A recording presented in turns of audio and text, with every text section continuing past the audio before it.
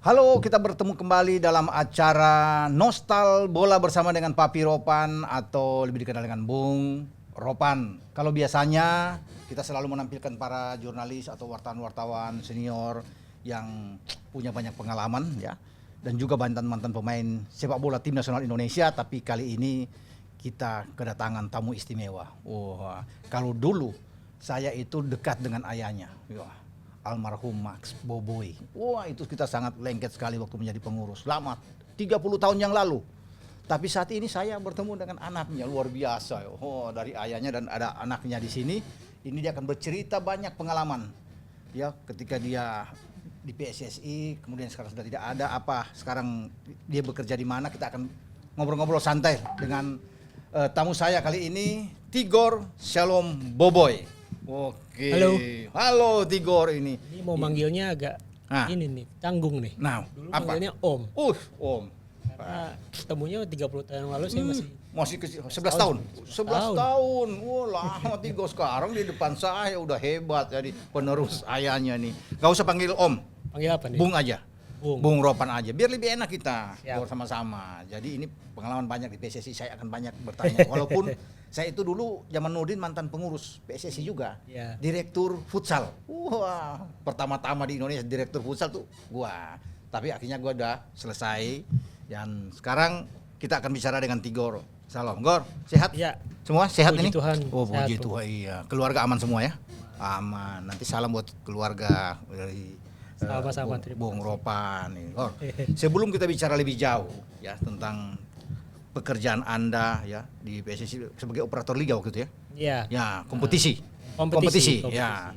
Sebelum itu ini gimana sih dari lu zaman dulu kalau bisa mau lihat lu dari awal ada nggak lu cita-cita angan-angan lu tiba-tiba lu ada di PSSI? Nggak kebayang kan? Bola nggak ada. Nah, sama coba lu cerita ada. dulu gimana?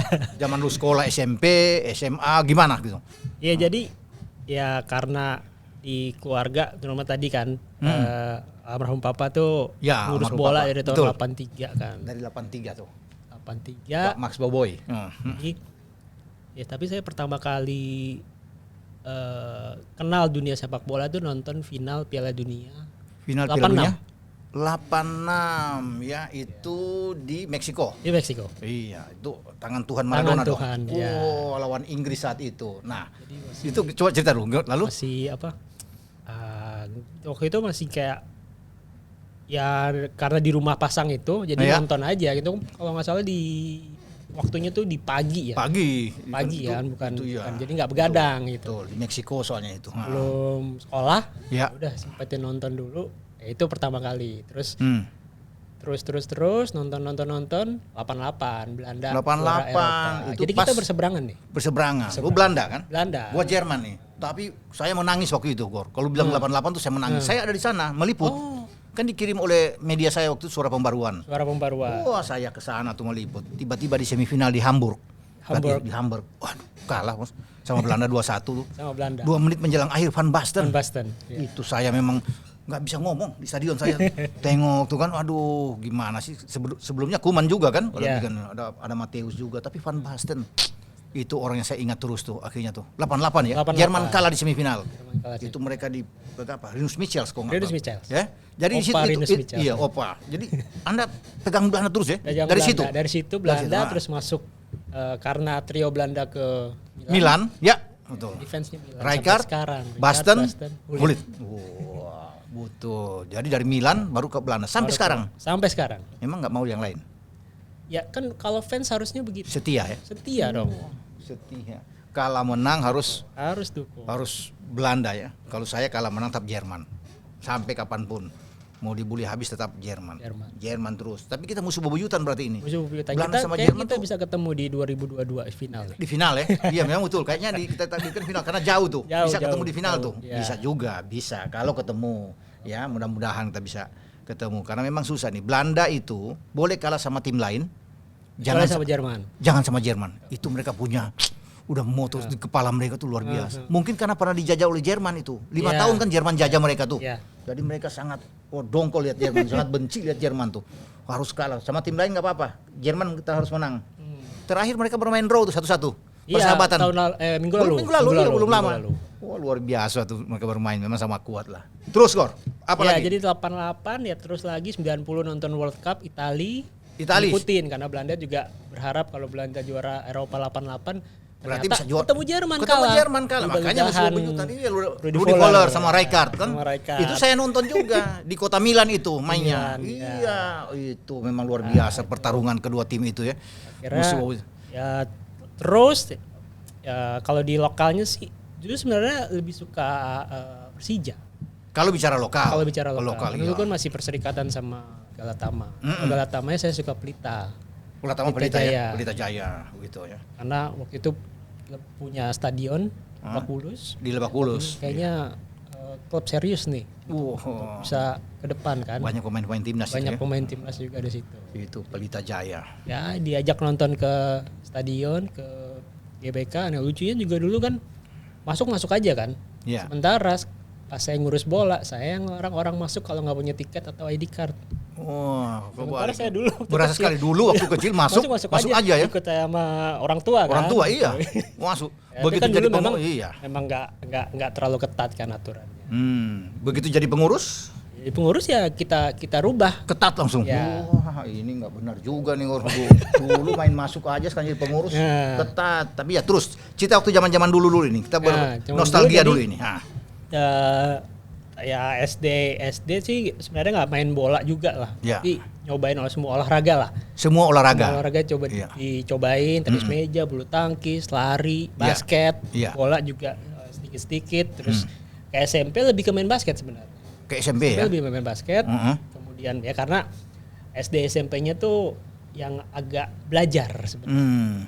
Jadi ya harus kelihatan rajin seolah-olah. Jadi justru ini basket dulu ya? Basket dulu. Bukan sepak bola? Bukan bola. Waduh.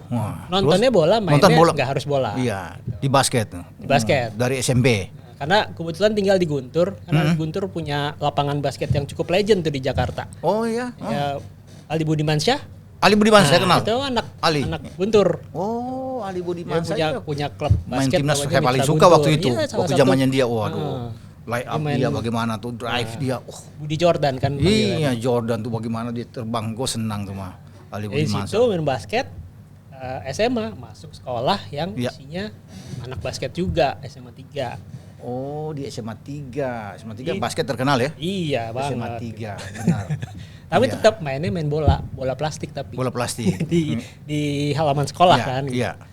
Di situ mulai belajar berorganisasi. Jadi saya pegang ekskul bola. Jadi saya masuk ekskul ekstrakurikulernya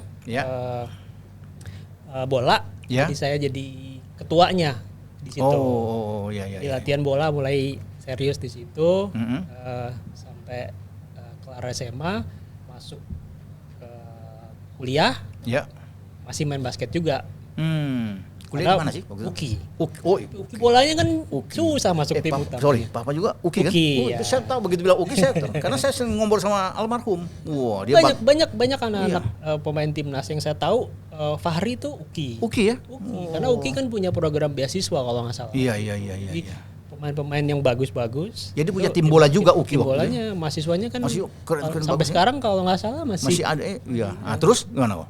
Terus masuk ke kuliah, selesai, nggak pernah kepikiran karena hukum paling jadi lawyer, jadi sempat ambil hukum 1-2 tahun magang di kantor pengacara, akhirnya ditawarin waktu itu sama almarhum Bang ADS.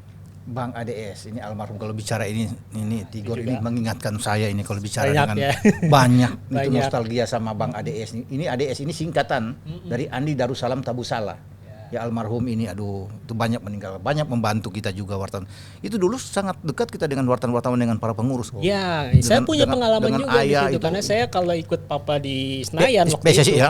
Itu kan di depan. Iya. Di bangku panjang. Betul. Teman-teman atau om-om itu Iya, saya om-om panggilnya tuh. wartawan tuh di situ. Betul sekali. Dan bisa sedekat itu, masih bisa. ingat aja tak? Ingat dong.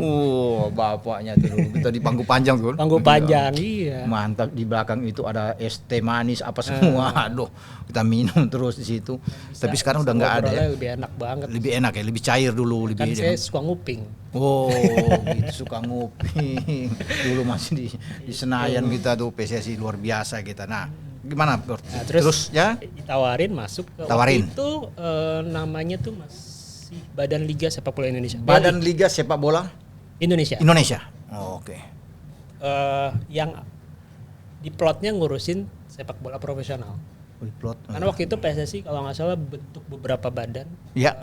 Ada Badan Liga Indonesia Badan Liga, profesional, ada Badan Liga Amatir, BLAI. BLAI ya. Liga Amatir Ya, Indonesia. betul. Badan Liga Amatir, betul. Mas Iwan Budianto tuh. Ya. Sekarang jadi Waketum, Waketum, itu iya. yang di BLAI. BLAI, Ada betul. juga Bisni. Kemarin saya sempat lihat Bang Hasani kan. Ya, Hasani Dia dari sini terlibat tuh. di Kita Bisni itu. bicara nostalgia. Oh, Bang Badan Hasani Industri Sepak Bola Nasional di Indonesia. industri ya? Ya. Oh, Bang Hasani itu kita ada undang ke Nostal Bola, ke Jebret media ini. Itu preparation sebenarnya. Kita Ya. ada sedikit pergeseran apa ya untuk sepak bola ini jadi sebuah industri. Oke. Karena banyak orang melihat ada ke arah sana, di luar juga industrinya sudah semakin maju. Nah, PSSI juga berpikir pada saat itu untuk merubah lah. Nah, kalau saya mau tanya, Gor, Anda kan ditawarkan masuk nih sudah. Kan dari hukum ini kan? Iya, hukum. Latar belakang hukum. Iya. Nah, bagaimana Anda kok bisa ditawarin? Pegang apa posisinya? Pegang legal, Pegang legalnya masih legal. di hukumnya itu. Iya. Nah, bagaimana Anda melihat untuk mengubah ini, untuk membuat sistem yang Ya. mantap, apa yang Anda lakukan? Cari referensi. Oh, cari Luar. referensi. Ya. Karena di zaman itu teknologi kita bisa cari informasi, internet udah enak banget pada saat itu. Ya. 2006 itu udah kita bisa buka Bisa lah, semua aksesnya lebih benar. gampang. Jadi kita buka-buka gitu, kita cari, termasuk 2006 itu World Cup Jerman. 2006. Ya, di Jerman. Nah. Ya, betul. Jadi itu walaupun nggak bisa ke sana, tapi kita ngikutin apa yang kira-kira bisa diterapin untuk membuat pertandingan itu bisa semenarik dan seteratur di Piala Dunia. Oh, gitu. Sampai urusan ID card aja kita contoh tuh. Contoh ya. Jadi tugas Anda di situ ya. Ya, salah satu yang bagian untuk research. Oh. Dan bagaimana? Oke. Susah waktu itu. Susah. Tadi untuk diterapin, itu kita butuh sekitar 2-3 tahun. Butuh waktu ya. Butuh waktu. Ya, yang hari ini terjadi saat ini. Itu sudah sudah di yang hari 2006 ini itulah. terjadi sudah dilakukan sama dulu itu. Memang susah ya awal-awalnya. Tapi lebih ya kita ya teman-teman yang sekarang terlibat itu merasakan lah. Kita di tempatnya waktu itu saya masih ingat di Solo. Di Solo. Solo. Bikin. Oh. Pak Presiden waktu itu masih jadi wali kota. Wali kota Solo. Iya, Solo. Pak Jokowi masih wali kota waktu itu ya. Pak wakilnya Pak Rudi. Pak Rudi. Pak Rudi itu bolanya iya Persis kan. Persis. Persis Solo, dia bantuin lah, kasih kita untuk ya udah bikin di sini aja gitu. Oh, dia yang tawarin malah. Tawarin waktu itu. Kita bikin di Solo karena stadion Manahan juga representatif. Iya. Jadi kita hampir 2 bulan lah, mulai dari divisi waktu itu masih divisi utama. 2 bulan ya di 2 sana. bulan di sana. Divisi utama sama divisi 1. Di sana kita organize pertandingan dengan tadi mengadopsi aturan baru ya. Kemudian baru 2008 kita bentuk yang namanya, kita bikin yang nama ASL itu. 2008 baru ASL itu. ASL. Nah, saya ini penasaran nih, Gor. Kan bukan cuma Anda sendiri yang waktu itu bekerja, ya kan? Ada tim dong. Ada tim. Ada tim. Nah, itu berapa banyak? Anda boleh ceritakan tuh kesulitan bikin mengadopsi ini, berpikir bagaimana tuh? Ya. Kan orang perlu tahu ini. Anda bisa menelurukan. Sebenarnya mengorganize atau menjadi operator sepak bola itu. Iya. Itu mungkin kalau menurut saya Iya. around 10 sampai 20 orang di dalam. Enggak perlu banyak-banyak. Sampai 20 orang. Enggak boleh banyak. Enggak boleh banyak-banyak. Ngapain juga karena kalau banyak juga bisa gaduh ya. Iya. Tapi semua orang yang terlibat di dalamnya itu harus tahu apa yang mereka kerjakan. Oh, gitu. Jadi ya. dalam operator kompetisi itu kita bisa cari referensinya sekarang sangat terbuka untuk bisa diakses. Ya, kompetisi itu sendiri, kemudian ada media, ada marketing komersial, kemudian ada administration dan finance. Sebenarnya cukup 4 ini jadi fondasi untuk di liga. Jadi orang-orangnya juga nggak usah terlalu. Tunggu, coba diulang satu tadi. Competition. Kemudian ada media. Ketiga. Kemudian ada marketing. Komersial. Ya. Keempat itu administration and finance. Administration and finance. Sekarang. Jadi itu 4 penting ya. Marketingnya itu bisa menjadi digital karena sekarang semua udah jadi. Jadi sekarang bisa jadi digital marketing itu. Nah ini. Kalau Tigor nggak bilang mana yang banyak yang tahu. Jadi 4 pilar ini yang paling penting, ini krusial. Krusial. Di dalam organisasi. Jadi tuh Anda bekerja keras sama tim ya. Orangnya 1, 2 di dalamnya nggak ada masalah. Yang penting si pelakunya, aktornya, para aktor ini siapa? Klubnya, pemainnya, pelatihnya, wasitnya, itu yang harus juga teredukasi dengan baik dan harus punya vision yang sama. Makanya waktu kita baik waktu di BLI maupun di Liga itu kita sering ketemu klub untuk ketemu dan minta feedback input. Karena buat kita di operator kita ini setiap saat bisa diganti. Tapi klub ini kan nggak bubar. Jalan terus dong. Kompetisi, apalagi dengan model liga yang klubnya jadi pemegang saham kan sebenarnya mereka yang punya nih. Iya, karena mereka pemegang saham. Mereka pemegang saham, jadi mau diapain ini liga, ini kompetisi ya kita serahin ke mereka. Kita nih hanya, kalau bisa dibilang nih kuli profesional aja yang jalanin. Kuli profesional. Yang jalanin kompetisi. Iya. Kita dan nggak boleh punya kepentingan apa-apa di situ. Nggak boleh kepentingannya apa-apa. Walaupun katakan kita fansnya salah satu klub di situ. Iya, tapi nggak boleh. Nggak boleh. Gitu. Iya. Nah, itu salah satu kesulitan yang saya jalanin. Oh itu ya? Waktu Belanda datang ke Indonesia, 2013. Kita pengalaman lagi nih. Harus dong, ini pengalaman ini kan. Itu saya nggak foto dengan satu pun pemain Belanda pada saat itu. Padahal di depan saya itu ada Van Persie. Padahal fans berat Belanda. Kenapa? Tapi karena pekerjaan saya jadi ketua panpel waktu itu. Ketua panpel. Jadi ketua panpel. Nggak bisa foto-foto di situ. Padahal kan nggak apa-apa, sebentar aja suruh teman Tapi kan saya ngelarang orang. Itu dia sih. Jadi serba salah juga ya. Nggak bisa ya. Tapi sayang Van Persie. Makanya. Iya itu kenang-kenangan luar biasa. Kapan lagi dia bisa datang kan? Waktu jadi ketua panpel Indonesia pertama kali ngalahin Korea waktu Evan Dimas di Senayan. Ketua panpel, semua orang berteriak. Saya sendiri di tribun yang tidak bisa berteriak. Waduh. Karena harus netral kan? Harus netral, betul. Walaupun kita sebagai Indonesia. Orang Indonesia, iya kan? Tapi sebagai organizing komite panpel harus tetap tenang. Harus tetap. Diam. Wah ini susah juga. Pingin mau mendukung berteriak tapi nggak bisa. Dan itu yang coba kita ajarkan juga ke banyak juga sih ya klub-klub di mana Liga 1 sekarang panpelnya juga kadang-kadang nggak bisa juga menahan diri untuk tidak bereuforiya pada saat misalnya selebrasi gol atau apapun. Itu harus dikontrolnya di situ. Betul. Nah kalau saya kembali ke Solo ini dapat dukungan dari Pak Rudi semua di sana 2 bulan di sana itu bagaimana? Ketum PSIS mendukung semua. Iya. Para petinggi-petinggi mensupport habis ya. Dan Anda enjoy nggak? Enjoy kerjaan itu ya dinikmati aja. Karena mungkin semua. Ini anak baru kemarin sore. Iya. Disuruh pegang gitu dengan teman-teman yang sebenarnya usianya juga nggak terlalu jauh kita di BLI pada saat itu ya enjoy aja. Oh gitu ya. Dan kita ketemu dengan banyak orang, dengan teman-teman baru. Dan kita tidak dalam posisi yang mengajarkan dan kita so tahu.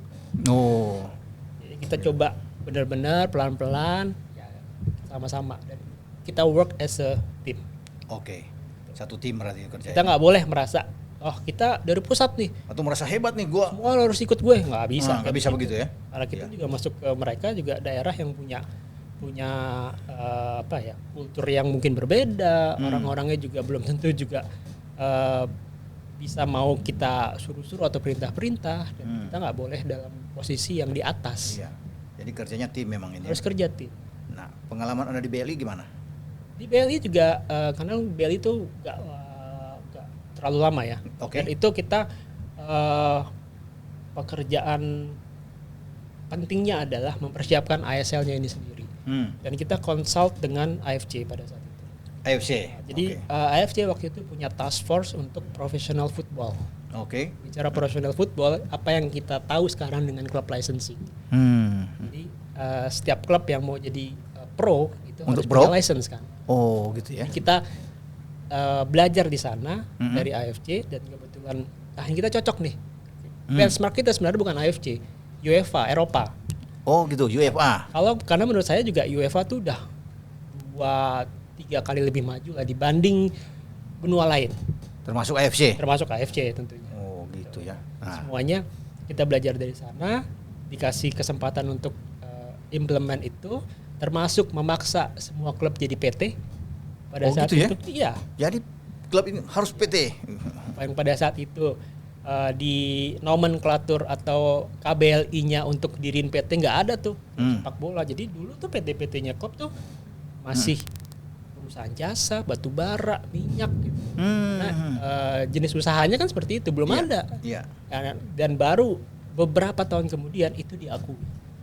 Ya menurut saya sih itu salah satu pekerjaan yang ya udah nggak usah banyak orang tahu, tapi itu nyata. Gitu. Jadi sekarang kalau kita buka KBLI, kalau mau bikin akta pendirian PT, ada tuh klub sepak bola, manajemen olahraga. Jadi sudah dimudahkan oleh negara. Karena negara juga melihat bahwa ini sepak bola ini sebagai sebuah bukan sebagai olahraga lagi, tapi industri dan bagian dari kehidupan. Gitu ya. Tuh, yang menarik pada saat itu. Nah, Anda bilang tadi dari BLI baru ada liga lagi ke liga. Jadi PT Liga Indonesia. PT Liga Indonesia. Karena persyaratannya juga dari AFC, operator harus berbentuk badan hukum. Berbentuk badan hukum. Badan hukumnya juga bukan badan hukum yang sembarangan, tapi yang harus profit oriented. Oh gitu. Profit oriented. Coba Anda cerita gimana nih? Profit oriented yang di sistem hukum Indonesia itu hanya ada di perseroan terbatas. Perseroan terbatas. Jadi PT dong, iya. Ada PT karena mengelola uangnya juga lumayan, yang sering dibahas oleh banyak orang tentang perputaran uang di sepak bola dan di kompetisi profesional, dan itu memang terjadi. Jadi kita bentuk namanya PT Liga Indonesia. Gitu ya. Itu berjalan, kemudian sampai 2010 itu turbulensi lah sepak bola, dualisme dan segala macam. Iya. Kemudian 2 kali turbulensi itu 2011, 2015 kita di ban sampai di ban kita kan. Iya. Baru kemudian 2017 itu dengan nama PT Liga Indonesia Baru. PT Liga Indonesia Baru. Yang sampai sekarang. Sampai sekarang. Nah, itu bagaimana sih kalau bisa lihat dengan sebelum PT Liga Indonesia Baru itu dengan yang lama? Itu sama itu bagaimana? Sebenarnya strukturnya komposisinya sama. Sama. Hanya orang-orangnya ganti. Cuma orang-orangnya. Orang dan namanya ganti. Kalau dibandingkan cara menjalankan itu di yang sekarang dengan yang dulu itu bagaimana? Menurut Anda ini kalau di kompetisi PT Liga menjalankan sebuah kompetisi ini sama aja. Saya tadi bilang kenapa saya hanya butuh 10 sampai 20 orang di operator? Karena kecenderungannya kompetisi itu semua itu hal yang rutinitas dilakukan setiap tahun. Bikin jadwal, bikin regulasi. Seperti itu kan. Iya. Tinggal dilihat challenge-nya apa di setiap tahun pasti ada berbeda. Lagi Indonesia yang ada nuansa politisnya ada di situ. Iya, betul itu. Kemudian banyak hal-hal yang di luar dugaan terjadi. Kemudian kita mau bikin sebuah pertandingan juga harus minta izin yang mungkin buat sebagian orang itu sebuah keribetan yang baru. Jadi ya itu harus dilalui dan kita harus ngebantuin klub untuk melalui itu semua. Nah, yang sekarang itu sama juga posisinya. 10-20 orang juga yang ada sekarang. Sekarang lebih banyak. Banyak ya, lebih 30-40 orang. Oh, bisa begitu ya? Lebih banyak. Padahal di Anda tuh cuma 20 cukup menurut Anda. Itu ya. Kok sekarang bisa lebih? Ya, itu beda orang yang masuk. Iya. Itu mungkin punya pemikiran yang berbeda juga, silakan aja. Oh, yang regulasinya tetap sama, mengadopsi yang lama. Regulasinya tetap berubah. Ya. Sistem regulasinya sih kalau kemarin masih lihat ya itu. Atau ada perubahan-perubahan yang memang kalau saya lihat sih kemarin masih copy paste dari. Masih copy paste yang biasanya kan begitu kan kalau yang baru pingin ada sesuatu yang padahal itu juga salah satu indikator keberhasilan sebuah operator kompetisi. Operator kompetisi. Iya. Jadi harus melihat apa yang akan terjadi bukan tahun ini. Tahun depan, 3 tahun, 5 tahun. Industri kan begitu. Iya. Kita harus melihatnya ke depan. Betul. Challenge apa yang harus kita hadapin? Kita harus lebih dulu untuk tahu challenge itu. Nah kalau soal penjadwalan ini, saya mau tanya, saya agak penasaran nih. Di zaman Anda itu, kalau berjalan baku dengan di sekarang, itu compare-nya bagaimana? Kan beda-beda kadang. Ya. Jadi kalau penjadwal kompetisi ini. Kompetisi, iya. Ya dulu kan orang selalu bilang kalau sulit untuk nyusun jadwal kompetisi. Nah itu dia. Karena kita negara terpanjang nih, dari Aceh sampai ke Papua. Tapi dalam konteks profesional itu harus hilang. Karena profesional itu tidak ada alasan kalau klub sudah dibilang profesional, salah satu yang mendukung adalah finansial. Alasannya kan finansial. Transportasinya membengkak. Oke. Itu jadi konsekuensi pada saat kita sudah melabeli diri kita profesional. Kompetisinya dan klubnya, termasuk pemainnya, ya semua itu harus kita hadapi. Walaupun bertahap. Ini juga tidak ada proses yang kita buat itu instan. Betul. Dan kita melakukan analisa dan evaluasi. Itu yang paling penting. Jadi, itu di zaman Anda dong melakukan zaman itu kan? Iya. Nah sekarang Anda melihat bagaimana? Sekarang apalagi sekarang dengan COVID, situasi COVID seperti ini, kita kan mainnya bukan dengan home and away. Itu kan jauh lebih mudah. Jauh lebih mudah sebenarnya ya. Lebih mudah. Tapi tadi kita bicara regulasi, ada banyak regulasi yang mengatur tentang bagaimana mengelola sepak bola di era pandemi ini. Dan apakah itu sudah berjalan? Atau belum? Belum saat ini. Belum. Benar, belum. Betul. Ada beberapa regulasi yang seakan-akan ya udah yang penting ada, yang penting jalan, yang penting selesai. Iya. Yang penting jalan aja dulu. Yang penting jalan dulu. Kalau kita bisa mengantisipasi itu semua, kita juga bisa menghadapi masalah yang ada di dalamnya.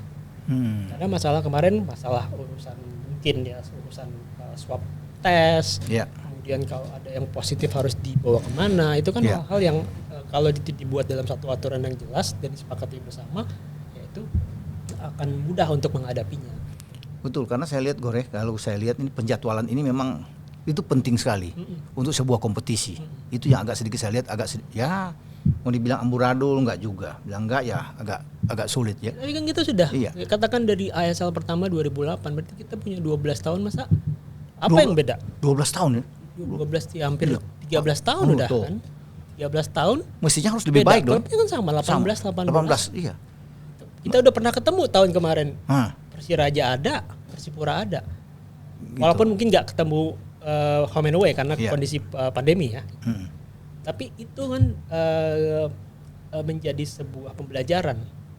Sebelum kita membuat jadwal, kita tuh harus undang dulu klub juga di situ. Ya, pasti. Dan kita juga harus ngelihat FIFA kan sama AFC udah keluar international match calendar. Itu yang saya mau tanyakan sebenarnya. Itu yang paling penting. Bahwa FIFA itu kan punya jadwal untuk tim nasional kan bermain. Jadwal untuk tim nasional. Berarti kompetisi itu tidak boleh berjalan dong. Kalau ada match ya benar kan? Untuk pertandingan yang memang ada yang resmi FIFA, iya. Tapi balik juga kalau Indonesianya PSSI-nya tidak menggunakan match dates itu, ya kan nggak ada pertandingan juga. Jadi boleh berjalan dong. Ya silakan berjalan. Tapi kalau tim nasional kita main? Kalau tim nasional kita main sebenarnya kan karena pemainnya dipanggil, logikanya memang libur. Betul, itu. Karena semua di Eropa juga begitu kan? Semua di Eropa juga begitu udah break internasional, libur. Tapi di kita kemarin saya lihat masih ada yang jalan tuh satu pertandingan, dua pertandingan. Itu bagaimana menurut lo? Sedangkan tim nasional kita lagi bertanding. Kalau menyalahi nggak menurut lo? Yang menyalahi yang diatur adalah called up-nya pemain. Pemain itu wajib untuk dipanggil atau memenuhi panggilan tim nasional. Kalau memang ada jadwal yang masuk ke agenda FIFA tadi. International match calendar AFC atau FIFA. Tapi kalau tidak, itu tidak harus mereka. Itu aturan. Jadi sebenarnya kalau misalnya ada teman-teman klub yang teriak gitu atau protes gitu. Tapi pada ujungnya mereka juga melepaskan pemain karena alasan takut dihukum. Saya pastikan saya akan bela klubnya. Aturannya boleh kok. Gitu ya. Kalau tidak dalam pertandingan resmi yang masuk di kalender itu, boleh untuk menolak. Kalau tidak resmi ya? Kalau tidak resmi. Kecuali resmi. Nah. Resmi itu ada waktunya. Oh gitu. Sistem kita kan sebenarnya masih pakai training center yang hari ini main, seminggu sebelumnya udah dipanggil gitu. Di Eropa kan masih mungkin 2-3 hari. Itu memang diatur di dalam aturannya FIFA kan. Begitu. Jadi sebelum kita tadi balik lagi ke nyusun jadwal. Jadi Susun jadwal, kita lihat dulu kalender. Oke. Mana yang kira-kira kosong yang tidak bentrok dan kita undang waktu itu Klubnya, klub dan pelatih timnas. pelatih timnas. Iya, itu benar, iya. Karena pelatih timnas yang punya agenda. Dia punya agenda, Dia tahu iya. kan, tahun ini saya mau ngapain? Iya. Saya mau uji coba, ini ada jadwal. Saya mau ambil atau enggak? Ya, Itu kan akan berpengaruh ke jadwal. betul. Lagi dengan kondisi geografis kita lah. Itu kan salah satu indikator yang harus diperhatikan Biar juga. ada sebuah kepastian ya, kalau Ya, dia bisa, betul. oh saya akan ambil ini, saya akan ambil ini gitu. Dan FIFA, AFC buat kalender itu sampai 3 tahun ke depan kok. Oh. Jadi sebenarnya gitu. sederhananya kan kita bisa buat jadwal yang teratur ke 3 tahun ke depan. Begitu. Terlepas dari urusan perpolitikan lah, kita pilkada libur, mungkin pemilihan pilpres juga mungkin libur, Iya. sama libur. Tapi kan itu sebenarnya bisa. Itu kan hal yang setiap periode kita lakukan, kita jalani. Betul. Iya. Nah, Gor, kalau saya mau tanya, menurut Anda ini sudah pengalaman mengatur sebagai direktur kompetisi. Kalau bicara soal jadwal lagi, apakah untuk saat ini jadwal ya sudah menurut Anda sudah jalan dengan bagus sehingga kompetisi sudah berakhir kemarin setelah Bali juara? Mau nggak mau memang harus dijalani dengan sistem series kemarin. Nah, Dan itu terobosan yang saya harus akui, Iya. itu yang harus memang dibuat. Saya pun kalau misalnya dibuat di dalam di satu mungkin- tempat ya? Ya, saya pun mungkin kalau di dalam masih di dalam akan melakukan hal yang sama. Betul. Yang akan kita lihat setelah ini, setelah ini dan tahun-tahun berikutnya. Karena anggap aja setelah ini akan normal. New normalnya sepak bola di ke depannya itu akan jadi tantangan buat operator dan federasi di sini. Termasuk Begitu ya? penonton sekarang harusnya sudah boleh hadir kan. Iya. Udah siap atau belum? Saya minggu lalu ke Bandung, Ya. saya lihat stadion GBLA kalau nggak salah, itu tidak terawat. Wah. Karena mungkin 2 tahun udah nggak kepake. Itu baru satu venue. Gimana venue lain? Venue lain, iya kan? Siap gak infrastrukturnya untuk menerima lagi kehadiran penonton? Nah, oh gitu. Lagi dengan era pandemi yang katakan oke lah masih harus penontonnya tes antigen lah. Siap nggak dengan itu? Setelah 2 tahun vakum, ya. Kondisi kemarin kan itu akan jadi pengecualian karena series di satu tempat, sistemnya pun bubble, lebih Iya. mudah terkontrol. Iya. Ini kan akan balik ke normal. Bisa saja banyak stadion seperti itu ya, Bisa jadi. yang tidak terawat Saya ya. juga baru menyadari Baru- kemarin. iya kan? Baru satu. Baru Gimana satu, kalau bagaimana stadion ke daerah-daerah lain? Benar. Itu bahaya juga. Berarti kita mesti siap benar. Harus siap. Apalagi kalau kita hanya punya waktu, LIB hanya punya waktu sampai Juli. Berarti hanya sekitar 2-3 bulan nih. untuk menyiapkan segala sesuatu itu ya, regulasinya, penjadwalan itu. Nah, kembali lagi nih.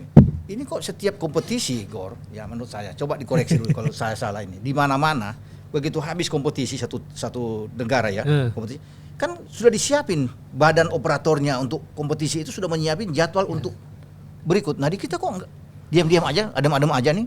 Ya, bisa aja sebulan 2 bulan. Wah, gimana tuh? Kita nggak tahu kalau mereka sedang bekerja di dalam. Betul. Tapi kan salah satu yang jadi pekerjaannya operator itu kan menghadapi ekspektasi publik, suka atau tidak suka. Oh iya. Kenapa ada media di dalam? Itu kan harus juga memanage itu. Oh. Hubungan antara operator, federasi dan media itu harus bagus kan. Dan memanage ekspektasi publik itu yang sulit. Walaupun kadang kita di dalam, udahlah bodo amat publik mau ngomong apa, karena mereka nggak tahu apa yang kita kerjakan. Tapi faktanya kan yang muncul kan seperti itu. Iya. Dan selama tidak ada perbaikan, pasti publik akan berpikir seperti itu. Tadi yang ya sebagai orang awam nih katakan, Bung Ropan melihat itu sebagai ini kok sama aja sih masalahnya. Tapi di dalam kita juga tahu, mungkin kalau ngomong ke saya sebagai orang LIB saat ini, saya juga mungkin akan membantah. Karena kita tahu kita sedang bekerja di sana. Tapi kan ini sesuatu yang nggak bisa dinilai sebagai sebuah keberhasilan yang nyata juga di dalam KPI-nya teman-teman di dalam LIB gitu. Tapi di mata publik itu cukup kok. Kasih aja mungkin draft dulu. Ini benar. Kalau saya begitu. Inilah yang mau kita lakukan di ini masih sementara, draft dulu, masih ada perubahan. Tetapi kalau diam-diam begini, ini sudah nanti sampai Lebaran juga belum ada kabar. Karena bekerja di sepak bola itu 1 kali 26 jam. Bukan 24 ya, 26 jam. Handphone kita nggak boleh off sebenarnya. Iya. Saya sih mau kayak tadi loh, kasih draft aja. terlepas itu mau ada perubahan kan? Jadi udah kayak berarti bekerja bagus ini. Tapi kan ini kan nanti ada puasa, lebaran, tiba-tiba nggak ada. Itu masyarakat dengan sepak bola. Apalagi Tigor bilang tadi masih 3 bulan kan? 3 bulan. Nanti kalau 2 bulan belum ada jadwal gimana?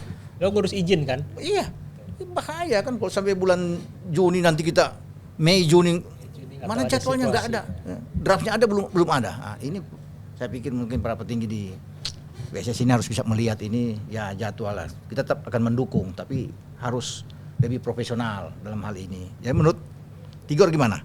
Ini seharusnya draft itu harus muncul atau tunggu 1 bulan lagi? Secepatnya.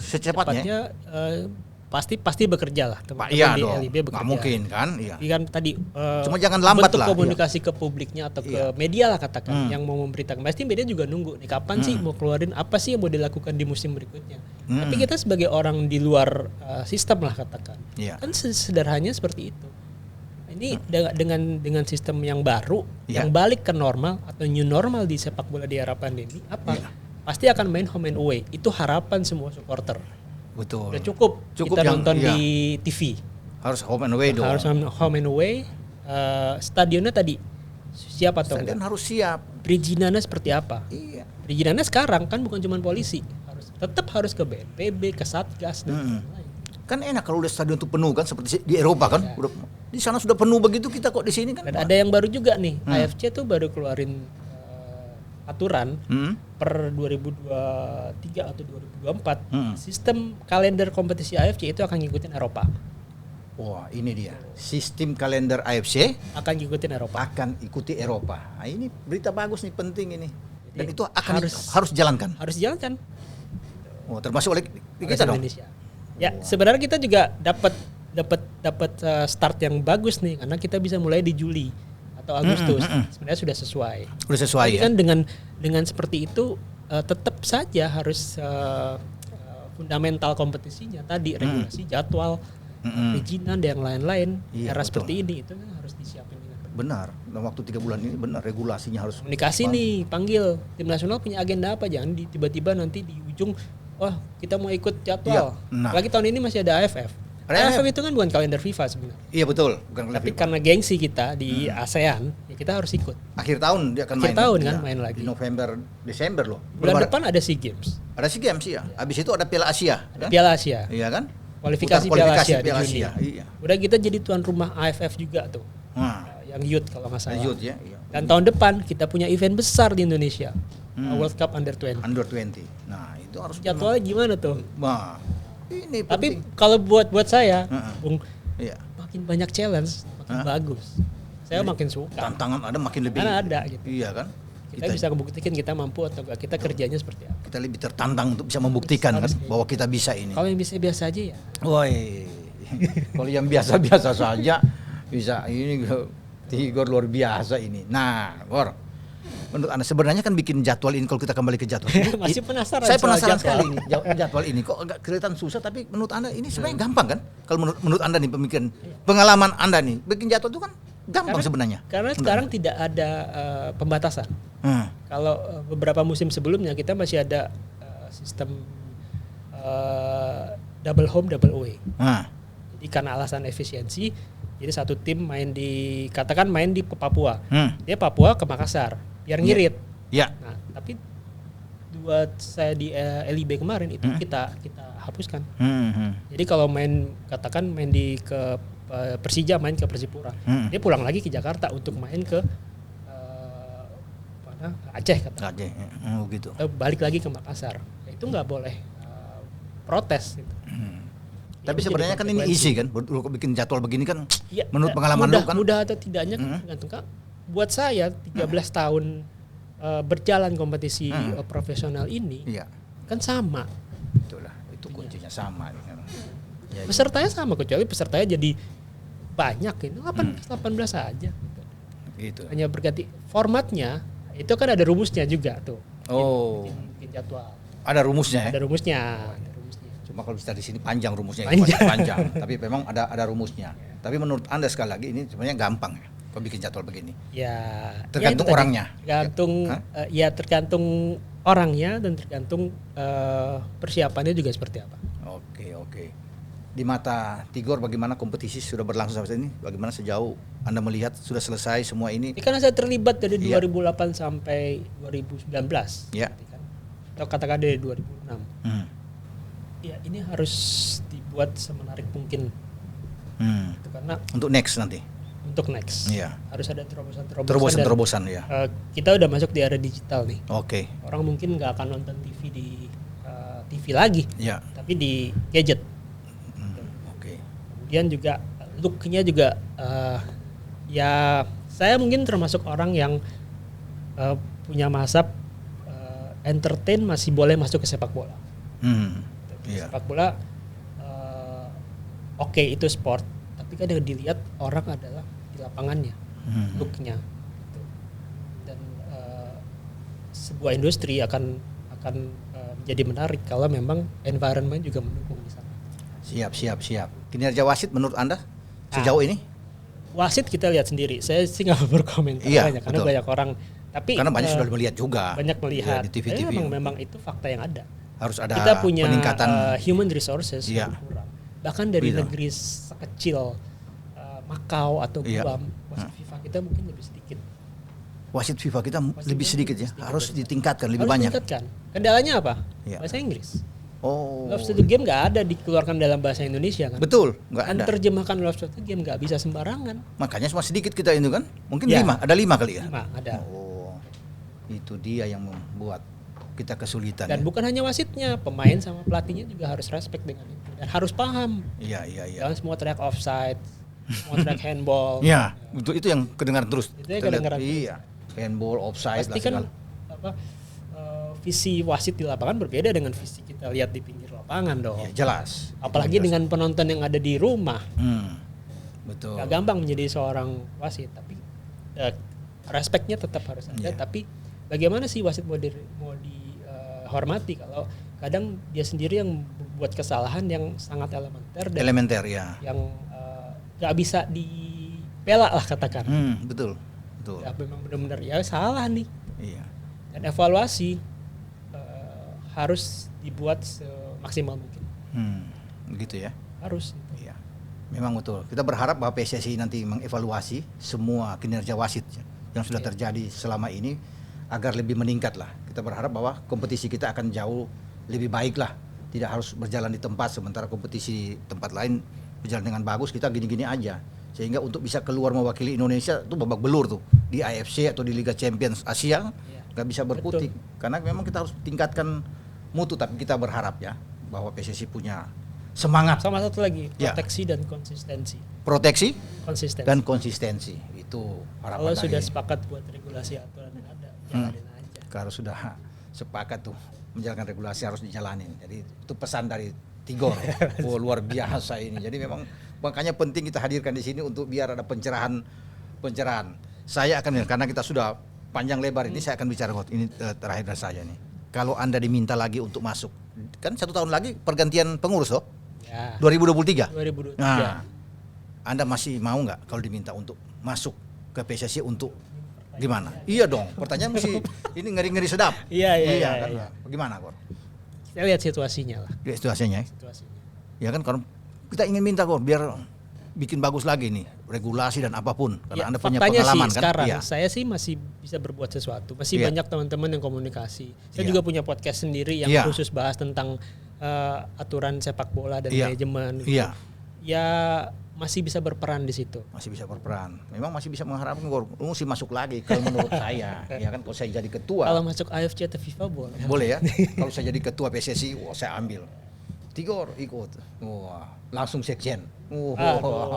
Langsung yang tunjuk, ketua yang tunjuk, yang minta. Wah, itu kalau saya, Gor. Tapi kita kan nggak tahu yang lain. Kita nggak tahu. Tapi pada prinsipnya lu lihat posisi, lihat siap tapi kalau diminta untuk membangun sepak bola kita. Kayaknya dunia saya masih berkutat dengan sepak bola. Ya, itu karena dunia masih sepak bola, Tigor dalam hal ini siap itu kalau dipanggilnya untuk negara itu memperbaikan. Ini sama aja nih statusnya kalau dipanggil timnas sepanjang itu resmi nggak boleh nolak gitu. Nggak boleh nolak, resmi. Tadi. Iya kan nggak bisa nolak, resmi.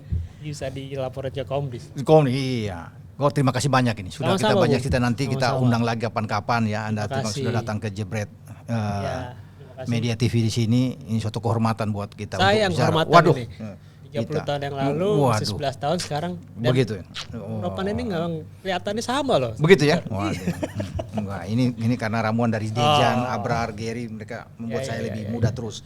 Nah, biasanya kok sebelum kita selesaikan ini perbincangan kita, ini disiapin sama tim produser ini pertanyaan-pertanyaan yang bisa dijawab dengan cepat gampang. Pertanyaan-pertanyaan yang gampang, kan? Misalnya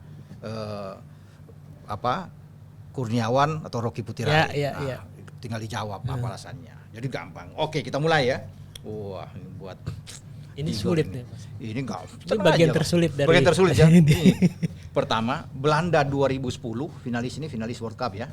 2010 atau ini 1988 juara Euro. Pilih yang mana? 1988. 88 juara Euro. Apa itu alasannya? Karena juara. Karena di sana juga ada bintang-bintang seperti yang bilang tadi tuh, Van Basten, Rijkaard, Gullit. Wah, jadi pilih Belanda juara Euro 88. Oke. Trio Kakak, Sheva, Pipo atau Van Basten, Rijkaard, Gullit. Wah, itu udah bisa ditebak nih. Pilih yang mana? Kakak, Sheva, Pipo. Kakak, Sheva, Pipo. Kakak, Sheva, Pipo. Kenapa? Kok kan anak Belanda ini? Atau Van Basten, Rijkaard, Gullit nggak dipilih? Ya, pada saat itu terlalu mudah Milan menjadi raja Eropa. Terlalu mudah. Tapi di Kakak, Sheva, Pipo. Kakak, Sheva, Pipo itu ya kita ketemu Liverpool 3-0, 3-3, akhirnya kalah. Ya, so pilih ini yang bagus ini. Dia Belanda, ini fanatik Belanda loh. Iya kan, dengan Milan dengan Van Basten, tapi pilih Kakak, Sheva, Pipo, luar biasa. Tigor. Oke. Giro atau Ibra? Pilih Ibra. yang mana? Ibra. Kenapa, Gor? Karena dia Tuhan di Milan sekarang. Oh, dia Tuhan di Milan. Giro juga kan bagus tuh, Gor. Giro juga banyak menyelamatkan Milan itu. Iya, tapi tetap Ibra ya. Ya, sayang dia gak bisa ke Piala Dunia ya. Ibra. Waduh, kemarin kalah lawan Polandia tuh. Sayang, kita pikir dia masih bisa hadir. Oke. Inter juara Serie A atau Milan degradasi? Milan degradasi. Kenapa kok bisa Milan degradasi? Ya enggak, masa kita rival jadi juara sih? Milan degradasi. itu dari Tigor pilih Milan degradasi. Seandainya bisa pilih jadi asisten pelatih Capello atau Danur Windo, kalau dipilih, lu mau pilih mana? Jadi asistennya Capello atau Danur Windo? Capello, Fabio Capello. Kenapa lu pilih Capello? Karena saya udah pernah dapat tanda tangan waktu Capello 94 di Yunani ke Milan, ke Jakarta. Iya. Saya dapat tanda tangan. Iya, kalau nggak salah 94 juga mereka juara Champions kalau salah ya. Saya di sana tuh di Athena tuh, meliput tuh lawan Barcelona ya. Lawan Barcelona 4-0. Saya nonton langsung di Athena tuh ketemu. Ada foto saya sama Capello di sana tuh. 4-0. Iya bagus Dejan Savicevic. Bagus saya tuh di Soho. Oke, jadi pilih tadi Capello. Next ini U19-nya Fakhri Husaini atau U19-nya Indra Safri? Indra Safri? Bukan Fakhri ya? Bukan. Kenapa kok pilih Indra Safri? Indra Safri from nothing to something. Oh, from zero to hero. From zero to hero. Itu Tigor bisa memilih Indra Safri U19. Ya, saya jadi ketua Panpel juga waktu Panpel Sidoarjo. Ketua Panpel. Ternyata ini pertanyaan ini bikin Abrar luar biasa. Ketua Panpel di Sidoarjo. Iya, mereka juara ya. Ya, Indra Safri waktu ini. Dan saya menangis waktu itu. Karena Indonesia itu gelar pertama Indonesia setelah 91. Iya, itu Evan Dimas dan kawan-kawan ya. Wah. Hebat, sayang tim itu sudah sebagian besar nggak tahu tuh hilang kemana. Tinggal Evan yang muncul ya. Sayang tuh. Oke, nggak apa-apa. Yang ketujuh, Edi Rahmayadi atau Lanyala Mataliti? Pilih yang mana? Nah, ini dia yang susah nih. Pak Edi udah nggak. Mereka udah ketawa-ketawa tuh. Mereka yang bikin nih. Wah, Edi Rahmayadi atau ya Lanyala Mataliti. Ketua ini, wah. Ini sebagai personal apa sebagai mantan ketua umum nih? Enggak, terserah lu mau makan personal juga bisa, mantan ketua umum. Pokoknya lu bisa melihat siapa ini kan harus memilih ini. Lanyala Mataliti, ketua DPD dia sekarang ya. Ketua DPD. Wah, Pak Lanyala apa kabar banyak dipilih oleh Tigor ini Pak Lanyala, bukan Edi Rahmayadi. Itu kenapa? Kok bisa Lanyala nih Mataliti? Dia punya trust ke semua yang di bawahnya. Oh gitu. Pada saat itu ya. Dan kan secara histori dia muncul dari sebuah konflik kan. Betul. Iya, konflik ya. PSSI dualisme. Iya. Walaupun akhirnya ujungnya juga PSSI di ban, tapi ada proses yang dia percaya bahwa sepak bola Indonesia itu bisa ya. sampai di level. Oke. Sekarang ini yang terakhir ini. Ini angka 8 ini bagus soalnya. Kalau orang bilang ini angka hoki yang bagus. Terakhir 8 harus dijawab oleh Tigor ini. Apa tuh? Ada tarik nafas sedikit lah. Agak enak. Saya juga agak mau persiapan ini enak nih. Pertanyaan harus dijawab dan Tigor yang bagus ini. Pertanyaannya gampang. Nggak boleh lempar botol kan? Nggak boleh. Ini pertanyaan manis. Ini manis sekali nih, kayak minum red wine nih. Iya kan? Kayak Gary nih minum red wine nih Gary. Ya kan? Oke. Siap ya Gor ya? Siap. Ratu Tisa atau Yunus Nusi? Yunus Nusi. Ratu Tisa dong. Kenapa nggak Ratu Tisa pilih? Oh, kan Ratu Tisa kan teman baik. Yang bawa Ratu Tisa kemana? Anda yang bawa kan, yang punya sebelum dia jadi sekjen Ratu Tisa yang bawa. Ini masuk nih. Itu rumor kali. Atau fakta itu? Fakta dong, fakta itu dia yang bawa tuh teman baik gitu. Tapi tidak pilih Ratu Tisa, makanya kita tarik nafas dulu. Teman ya teman, tapi kan faktanya gitu. Ya. Teman atau teman ya. Pilih Yunus Nusi. Aduh, Yunus Nusi mungkin nggak begitu dekat sama dia. Ya kan kita bilang baru sekarang mungkin, tapi sebelumnya lebih dekat dengan Tisa dibandingkan Yunus Nusi. Dekat mana waktu jadi teman? Tisa. Oh gitu. Iya. Wah, saya tahu, saya terpantau nih berarti nih. Dapat bocoran dari mana-mana bahwa Anda itu teman dekat sekali. Teman. Bukan teman lagi, kan beda teman itu. Sahabat. Itu beda sama teman. Sahabat belum. Waduh. Sahabat belum kayaknya. Belum. Tapi kan Anda yang bawa dia tiba-tiba kok nggak memilih dia, gimana si Ratu Tisa ini? Emang persilakan dia jadi sekjen waktu itu. Nah, tuh. Tigor ini yang mempersilahkan Ratu Tisa ini jadi sekjen. Tapi dia nggak pilih Ratu Tisa. Ini berarti ada sesuatu, ada something wrong ini. Ada yang nggak ini. Ratu Tisa. Kenapa nggak pilih Ratu Tisa nih? Dia kan baik. Karena dia nggak teriak-teriak seperti Bang Yunus waktu di KPSI. Oh, karena Bang Yunus ini teriak-teriak ya? Teriak-teriak. Jadi Ratu Tisa ini tidak teriak-teriak katanya. Tisa punya story dengan dua-duanya lah. Punya story. Jadi dengan Tisa sama Yunus Nusi punya story. Tapi lebih banyak story-nya dengan Ratu Tisa dong. Story-nya banyak dengan Ratu Tisa. Jadi gibah di bulan Ramadan. Ya, story cerita cerita ya, pertemanan. Dia yang menolong banyak. Itu story-nya di situ. Yang membawa Ratu Tisa, yang mempersilahkan Ratu Tisa jadi sekjen kan. Tigor disuruh jadi sekjen nggak mau. Tadi saya udah tanya-tanya sebelum kesini, saya nggak mau Bang. Saya disuruh, saya nggak. Panjang ya. Aja ada pertanyaan lagi nih kayaknya. Sudah habis. Udah habis pertanyaannya. Cuma karena Ratu Tisa ini saya penasaran. Aduh. Saya udah bayangkan waktu Abraham bikin ini pasti dia nggak akan pilih Ratu Tisa ini. Benar? Yunus Nusi dia pilih. Waduh, ini tega amat kawan kita. Aduh, dia ini. Tapi maaf lah Ratu Tisa ya. Nggak apa, ini hanya permainan aja. Permainan dengan ini.